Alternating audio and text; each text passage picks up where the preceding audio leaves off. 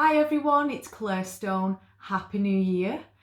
I have gone ahead and created this short video to teach you how to use this mini tarot ritual to help you to make the most of what you want to manifest in the new year.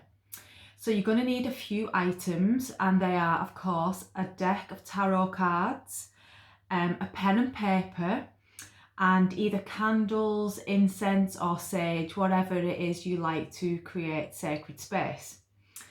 So I've also created a PDF which you can download and print off, and you can use this anytime, and the links will be in the comments so you can check that out later. So you might want to pause it, go and get your cards, your pen and paper and your incense. Alright, so today I am using Radleigh Valentine's Fairy Tarot, and the first thing that I'm going to do is write down an intention, have a little think about what it is I want to manifest the most in 2020. When you've got your intention set, you're going to have a look through your deck and choose a card that most represents your manifestation, your wish. So if your wish has come true, which card represents it? You might choose ones like the Star. If you want a new home, you might choose the Four of Wands. If you want love, you might choose the Two of Cups. If you want to sell your house, you might go for the World. So I am going to look for, I'm actually looking for the Ace of Wands. That is the card what I'm going to use to represent what I intend to manifest next year. And then when you've got that card, you're going to go ahead and create some sacred space. So I am just going to use some, I've got a bundle of sage. Don't really buy this stuff anymore because it's not very eco-friendly buying stuff unless you make your own, but I still add this in. It's really nice stuff. So I'm just gonna clear my aura with a bit of smoke. I've already done this prior to making the video. And then the next thing you're going to do is you're going to imagine an orb of light shielding and surrounding your aura. So you choose whatever colour you like, but you need to surround your aura like an egg of light around you and just shield it. Imagine that energy now. So if you love Archangel Michael, you might imagine a blue one, or if you like gold, if you like the moon, silver. So whatever colour you like, just centre your energies with your spine straight. Take a nice deep breath in and just visualise yourself sat in an egg of light, and make it nice and strong, and just notice if there are any parts of your aura that feel not really, if they don't feel very strong. Just breathe some energy into that area so you feel nice and tight and packed in. And then the next thing you're going to do is you're going to call in your guardian angel or your spirit guides or whoever protects and guides you to help you to raise your energy and to help you to connect to your higher self. So just again, closing your eyes with your spine straight, and imagine your guardian angel or one of the ascended masters of your choice placing a golden halo of light around your head. And this golden halo of light connects you to your own higher mind, the divine within you, and helps you to tune in more easily, retrieving your own guidance. Breathing deep.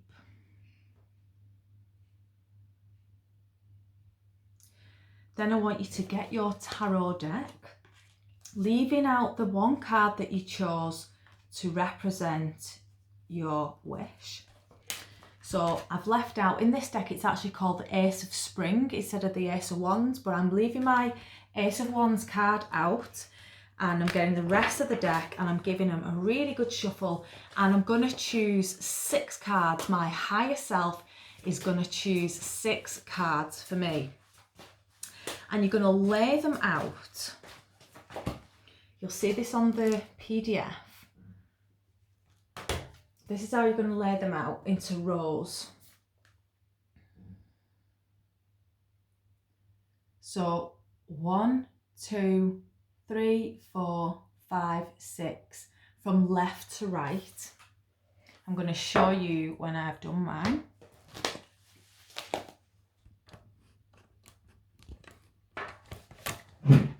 So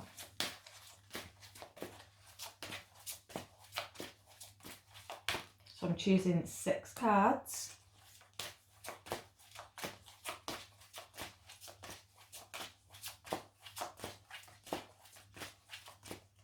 And just leave them face down for now. There's the first 2 cards that I've chose.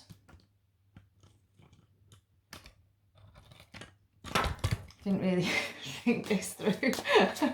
I was going to position the camera.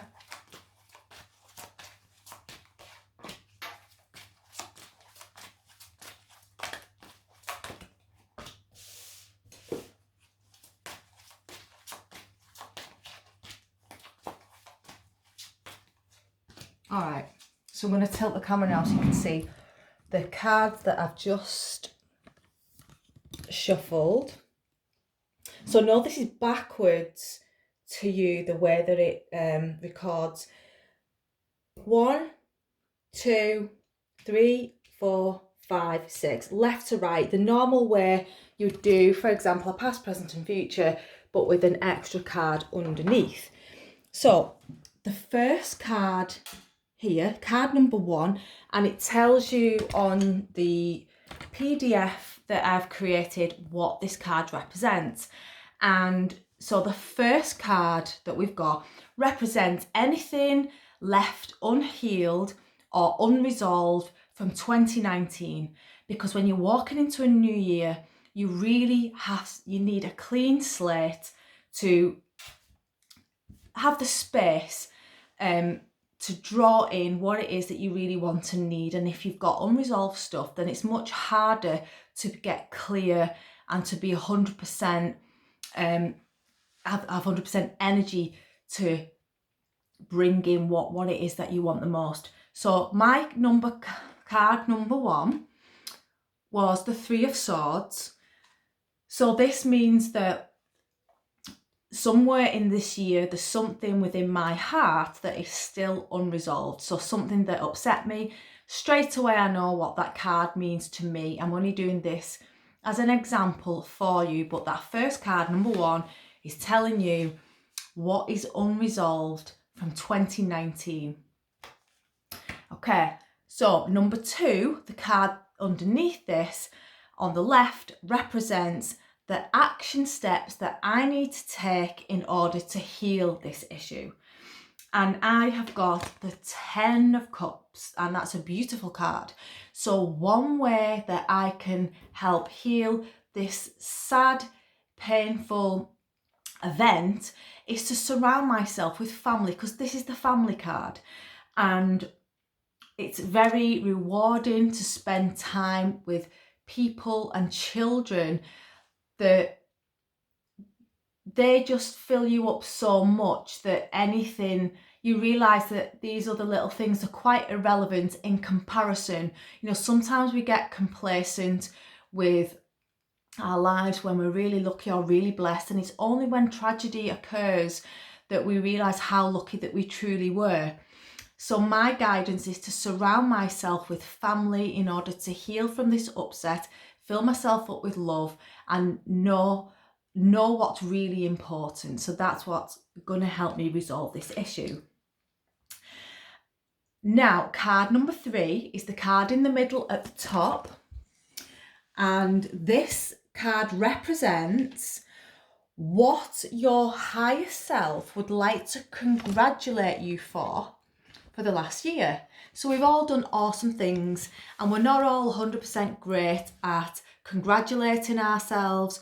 We're always eager and quick to criticize ourselves, but how often do you sit back and say, oh, do you know what, I did a good job there, well done? We don't. we need to acknowledge what we've done, how far we've come. And the card that I have got, so what my higher self wants to congratulate me for, I've got the Ace of Pentacles, and you can actually see in that card is a lot of books. And yeah, I wrote a book last year, and my higher self is saying, well done, Claire, you actually finished the book. It says a very successful project, a happy change in your career, a windfall of money. Money doesn't bring you happiness, but that feeling of accomplishment, of finished, completing a long-lived dream, can't believe it. It's amazing. So thank you, higher self. So that was my little congratulation message from myself. So maybe I hadn't sat down and thought, wow, yeah, you've done really well. Card 4 is the card that lies directly beneath the middle card, and this actually represents what should be your main focal point to ensure the success of your goal in the coming year. So we're then thinking about the first card we picked that represented our wish. So I picked the Ace of Wands because I've got another project on and I want the motivation and the creativity to get this second book finished. That's my goal for next year. So what is going to help me complete this? Another 10, the 10 of Autumn, the 10 of Pentacles. So that's what I need to focus on and able to manifest my goal next year.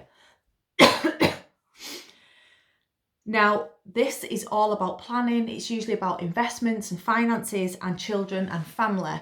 Now, I know 100% that in order to write another book this coming year, I need to be really organised. I need to make sure I'm spending quality time with the family. That's how I made it work in 2019.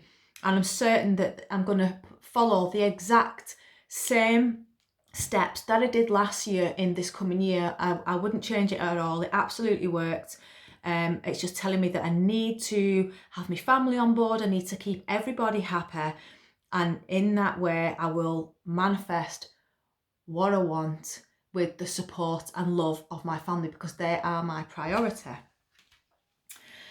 I'm now moving over to the right hand cards. There's 2 cards here on the right. Apologies for the camera.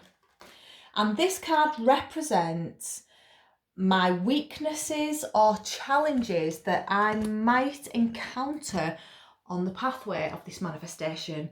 And I have got the Awakening card, which is aka the Hanged Man.